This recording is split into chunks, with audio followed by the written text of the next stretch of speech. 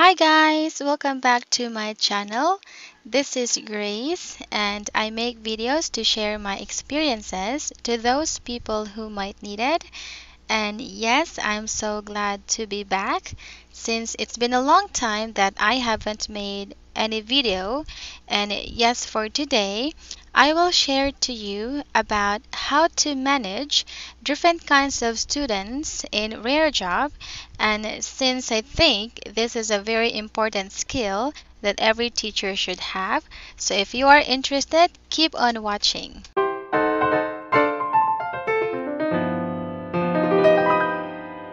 Before we continue, I want to say thank you to my viewers and especially to my old and new subscribers.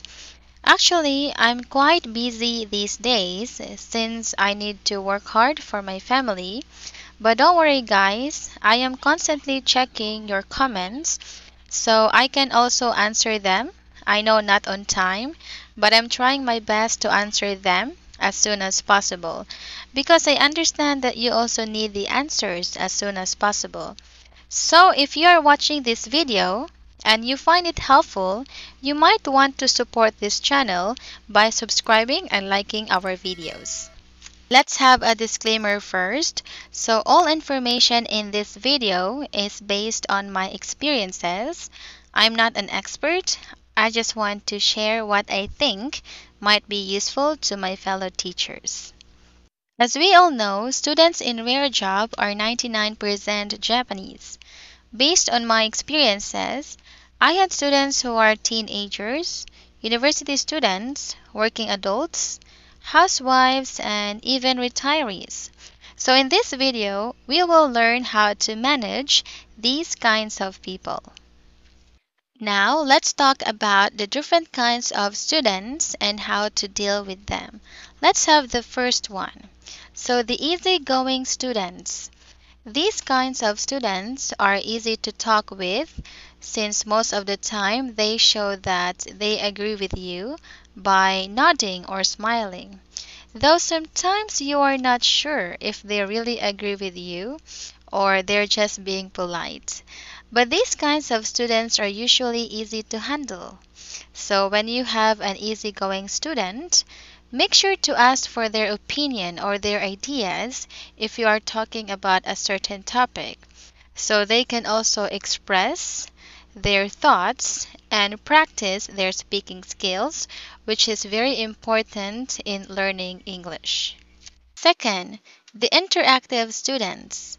These kinds of students are fun to talk with because they interactively respond to your questions or sentences during the lesson. Having an interactive student in the class is fun, so take the chance to let the students speak more.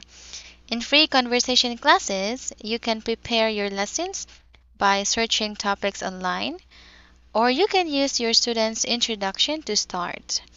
Make sure to listen carefully to your student's sentences and make a correction if needed.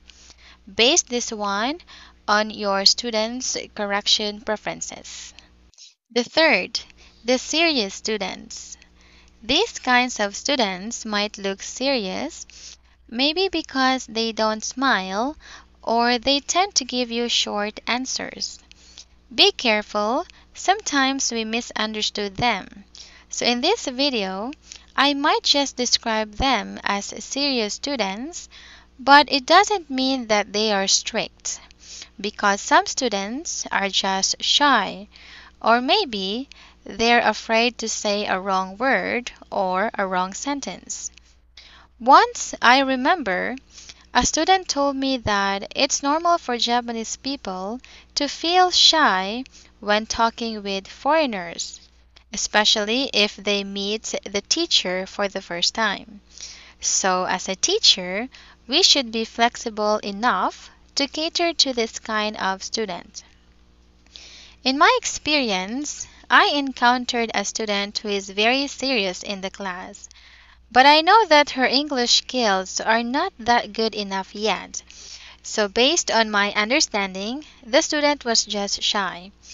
On the other hand, I also had a student who is really good at English, but also appears strict to me. In that case, maybe it's the nature of the student. So, whether the student is just shy or it's their nature, make sure to adjust your speaking pace accordingly. If you can sense that the student is struggling, speak slowly. And if your student is an intermediate or advanced, make sure to speak at that level. Let's have the fourth one, the one sided student.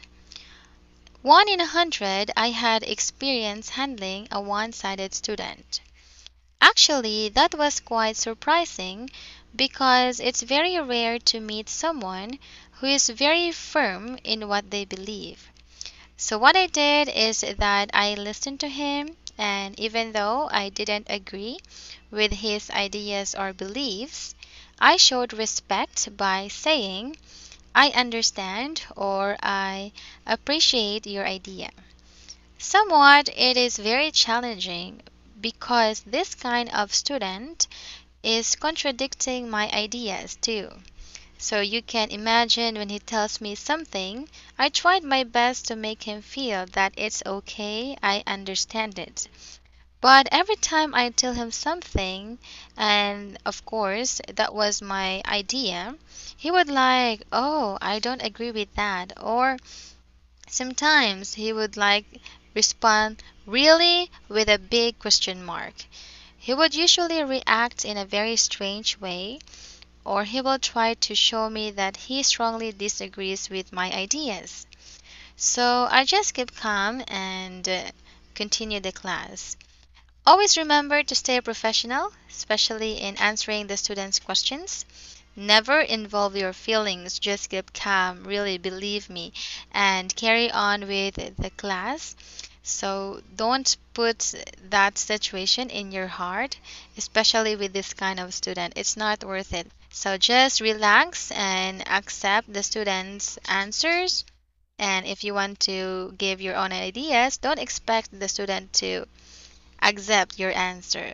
As long as you correct his mistakes and you try your best in teaching him or her the language, that's already good. And the last but not the least, the loyal students. These kinds of students are really appreciative because they show you that they like your class and that they enjoy taking it. Usually, they will book your class regularly and they will make you feel that they're interested and eager to learn during your lesson. This is also my happiness, seeing my students coming back to my class. So, how do we deal with loyal students?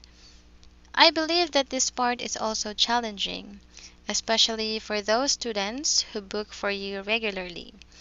You need to be consistent in your preparation, of course. For example, if you are having free conversation classes, in this case you need to do a lot of preparations, especially by searching possible topics for the day. You can't just let the student talk or take the initiative. You really need to prepare some topics for you to talk about. And even though you have been having lessons with the student for quite a long time, make sure to constantly record and correct the student's mistakes so the student can monitor his or her performance or improvements. And I think that's the last part of the different kinds of students and how to deal with them. As always, I am encouraging teachers to be friendly. Don't forget to smile. Students feel comfortable when a teacher smiles. Also, if you meet the student for the first time, please don't forget to have an introduction so you can get to know each other, and there you will build a connection that can last for a long time. Be flexible.